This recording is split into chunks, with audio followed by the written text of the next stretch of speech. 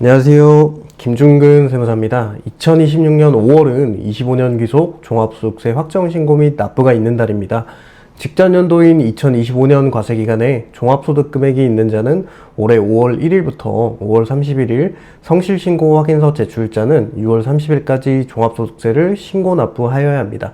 종합소득이란 사업소득, 근로소득, 기타소득, 이자, 배당, 연금소득으로 사업소득이 있거나 근로, 연금소득 등 두 가지 소득이 같은 해 발생한 경우 대표적으로 종합소득세를 신고할 의무가 있습니다. 특히 프리랜서, 사업소득자 중에 기장대리를 맡기지 않는 사업자분들이 종합소득세 신고 안내문을 받고 종합소득세 신고를 어떻게 해야 하는지 고민하는 분들이 많이 계십니다. 종합소득세는 아래와 같이 신고 유형이 많고 복잡하기 때문에 종합소득세를 전문적인 노하우를 가지고 있는 세무사의 도움을 받는 것도 좋습니다. 사업자의 장부기장 의무는 대표적으로 간편장부 대상자, 복식부기 의무자로 나뉘는데 업종별로 기준이 상이하지만 수입이 상대적으로 적은 경우 복식부기가 아닌 간편장부로 신고가 가능합니다. 복식부기 의무자는 복식부기로 장부 작성을 하지 않는다면 무신고 가산세가 적용될 수 있습니다. 모든 사업자가 장부를 작성하여 신고를 할 수 없기 때문에 국세청에서는 일정 경비율을 인정해 추계로 신고가 가능하도록 하고 있습니다. 단순 경비율의 경우 소규모 사업자 또는 프리랜서가 주 대상으로 장부 작성을 하지 않아도 됩니다. 홈택스를 통해 간편하게 신고가 가능하나 실제 경비가 단순 경비율보다 크다면 간편장부로 신고하는 것이 유리할 수 있습니다. 기준 경비율의 경우 중규모 이상의 사업자에게 적용되며 일정 경비만 인정되고 나머지는 간편장부나 증빙자료로 입증해야 합니다. 이러한 장부기장 및 추계신고는 주의하실 부분이 직전 연도의 수익금액을 기준으로 산정한다는 점입니다. 예를 들어 24년 최초로 프리랜서 사업을 시작해서 수입이 5천만 원이라면 간편장부, 단순경비율을 적용해 소득세 신고 시 세부담이 적어 환급 받는 경우가 많습니다. 다만 다음 해인 25년부터는 수입이 3천만 원 있더라도 간편장부의 기준경비율 신고 대상자가 되어 세부담이 상대적으로 커집니다. 최소 1에서 200만 원을 소득세로 납부하는 경우가 꽤나 많습니다. 전년 대비 소득이 줄었는데도 소득세를 많이 납부해야 되기 때문에 당황하시는 분들이 많습니다. 따라서 소득세 신고 안내문에 복식부기 의무자이거나 기준경비율 대상자인 경우 신고 시 종합소득세가 급격하게 증가하는 경우가 있기 때문에 세무사와 상담을 통해 진행하는 것이 좋습니다.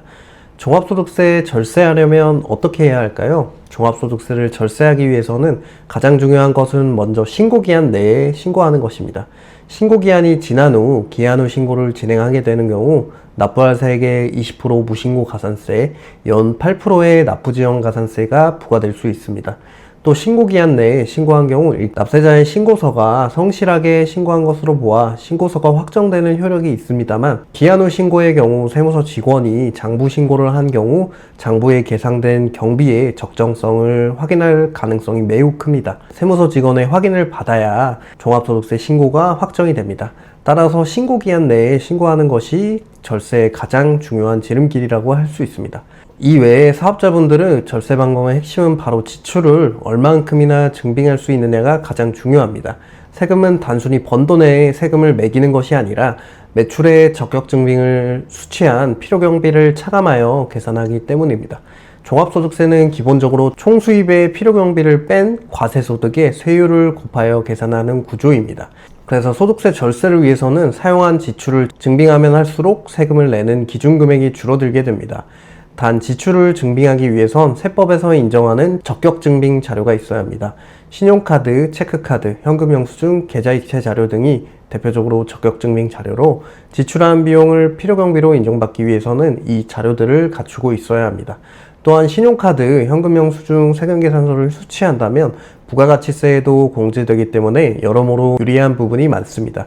그렇기 때문에 수입만큼 지출 증빙도 종합소득세부터 부가가치세 등 세금에 아주 큰 영향을 미친다는 것을 생각해 보시면 좋습니다. 이 외에도 소득공제 요건을 검토하는 것도 중요합니다. 소득공제는 말 그대로 종합소득세에 파악하는 소득 자체를 줄여주는 것입니다. 소득은 한 해 동안 수입에서 사업으로 인해 지출한 비용, 경비를 뺀 금액인데요. 소득은 종합소득세에서 최종적으로 산출되는 세금의 기준이 됩니다. 소득의 세율을 곱해 세금을 부과하므로 소득이 줄어들면 그만큼 세금이 감소하기 때문입니다. 또 소득이 많을수록 소득 구간에 따라 적용되는 세율도 높아지고 낮을수록 세율도 낮아집니다. 따라서 소득 자체를 줄이면 적용 세율 자체도 낮아질 수 있어 큰 효과를 기대할 수 있는 절세 방법입니다. 본인과 가족을 기준으로 소득을 공제해 주는 것으로 기본공제와 추가공제가 있습니다. 기본공제는 근로자, 사업자 본인 및 배우자, 부양가족 중 공제 기준을 충족하는 대상자 1명당 150만 원의 금액을 공제해 주는 것입니다. 추가공제는 부양가족 역시 기본공제 대상에 포함됩니다. 추가공제는 기본공제 대상자 중 경로우대자, 장애인이 있거나 본인이 일정 소득 이하의 부녀자에 속하거나 한부모일 경우 1인당 50에서 200만 원을 소득에서 공제해 줍니다. 이외에 납부한 국민연금보험료는 납입한 만큼 전액 소득공제가 되고, 사업자는 노란우산공제를 가입한 경우 소득에 따라 최대 500만 원까지 소득공제가 가능합니다. 근로자는 1주택자에 한해 주택담보대출 상환 이자를 소득공제 받을 수 있고, 청약저축 납입금액, 그리고 신용카드 사용액에 대하여 소득공제를 받을 수 있습니다. 이러한 소득공제 외에 세액공제라는 항목도 유의해서 볼 필요가 있습니다. 소득에 세율을 곱해 산출한 세금의 액수를 세액이라 합니다. 이 산출된 세액에서 금액을 빼주는 것이 세액공제입니다. 세액공제는 특정 사유에 따라 산출세액이 얼마든지 상관없이 일정한 금액을 빼주는 것이 특징입니다. 세액공제는 세액에 관계없이 특정 사유에 따라 일정 금액이 차감되기 때문에 특정 세액공제의 경우 그 해에 산출세액이 없다면 다음 해로 공제 금액을 이월할 수 있습니다. 종합소득세를 산출세액 기준으로 계산된 것이 아니라 특정 사유에 해당해서 감면받은 금액이 발생했기 때문이죠. 그래서 세액공제는 2월을 해서라도 공제를 해줍니다. 따라서 올해 종합소득세로 내야 하는 세금이 없더라도 종합소득세 신고기간을 그냥 지나치지 마시고, 산출세액이 없더라도 세액공제 자료를 잘 준비해서 제출하면 다음 종합소득세 신고 때 그만큼을 공제받아 절세받을 수 있습니다. 그리고 나라에서는 근로자 및 사업자가 스스로 노후 생활을 대비할 수 있도록 연금저축 시 세액공제를 해줍니다. 50세 미만인 경우 총급여액 5,500만 원 또는 종합소득금액 4천만 원 이하일 때 연금계좌에 넣은 돈의 15%를 최대 900만 원까지 세액공제를 해줍니다.